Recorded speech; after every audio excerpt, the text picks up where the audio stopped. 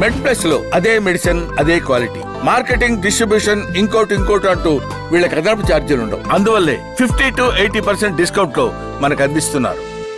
ఇప్పుడు మన తెలుగు ప్రజలు తమ గుండెను పదిలంగా ఉంచుకోవాలంటే యాక్చువల్గా what are the 5 things to do and what are the 5 things not to do? 5 things to do. ఫస్ట్ది వచ్చండి, నేను ఇందాక చెప్పినట్టు మీ క్యాలరీ ఇంటేక్ని కంట్రోల్లో పెట్టుకోండి. మీ ఎక్స్పెండిచరు క్యాలరీ ఇంటేక్ని మ్యాచ్ చేసుకోండి. డయాబెటీస్ ఏమైనా ఉంటే స్ట్రిక్ట్గా కంట్రోల్ చేసుకోండి. ఈ రోజుల్లో చాలామంది డయాబెటీస్ని రివర్స్ చేసుకోవచ్చు అంటున్నారు. అలాంటివి కనుక చేయగలిగితే ఇంకా బెటర్. రెగ్యులర్గా ఎక్సర్సైజెస్ చేయండి. స్మోకింగ్, ఆల్కహాలిజం ఇలాంటివి ఉంటే ఫస్ట్ వాటిని మానేయండి. కొంచెం వీలైతే యోగా, మెడిటేషన్ లాంటివి చేసి కొంచెం మనసును కూడా ప్రశాంతంగా ఉంచుకుంటే ఖచ్చితంగా హార్ట్ మీద కూడా చాలా పాజిటివ్ ఇంపాక్ట్ అనేది ఉంటుంది. ఓకే, సో చేయకూడని అంటే చెప్పాను ఆల్రెడీ, స్మోకింగ్ అనేది చేయకూడదు. ఒబేసిటీ ఉంటే ఖచ్చితంగా దాన్ని మార్చుకోవాలి.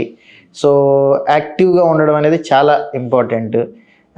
ఇంకా చేయకూడదు అంటే హార్ట్కి సంబంధించి మామూలుగా అంటే ఇన్ డెప్త్ మీరు వెళ్తే అట్లీస్ట్ వన్స్ ఒక ఏజ్ దాటిన తర్వాత 40 years తర్వాత అట్లీస్ట్ 2 yearsకి ఒకసారి ఒక బేసిక్ చెకప్ అనేది చేయించుకుంటుండే ఒక డాక్టర్ని కన్సల్ట్ అయ్యి.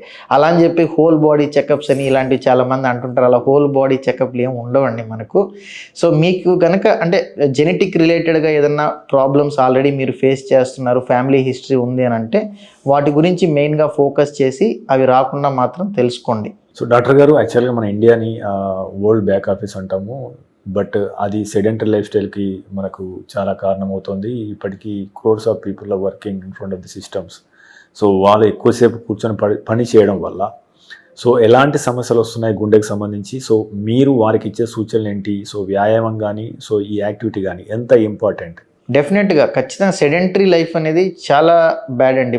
Not only heart point of view, even me posture గురించి కానీ మీకు చాలా ortho related problems, neuro problems కూడా దీనివల్ల వస్తూ ఉంటాయి అన్నమాట. సో ఖచ్చితంగా సెడెంటరీ లైఫ్ స్టైల్ ఉన్న వాళ్ళు అట్లీస్ట్ ఇన్ ఏ డే మీరు అట్లీస్ట్ ఒక 1/2 hour to 45 minutes వాకింగ్ కానీ లేదా యోగా కానీ మినిమం చేసేటట్టుగా ఖచ్చితంగా చేసుకోవాలి. లేదంటే దీనివల్ల చాలా మీకు కార్డియాక్ ప్రాబ్లమ్స్ వచ్చేటటువంటి అవకాశం ఉంటుంది. సెడెంటరీ లైఫ్ స్టైల్ అనేది మంచిది కాదు. డెఫినెట్గా యూ షుడ్ అవాయిడ్. మీకు ఏదో ఒక టైంలో వర్క్ అనేది సెకండరీ అండి, ఫస్ట్ మనం ఉండాలి, హెల్దీగా ఉండాలి.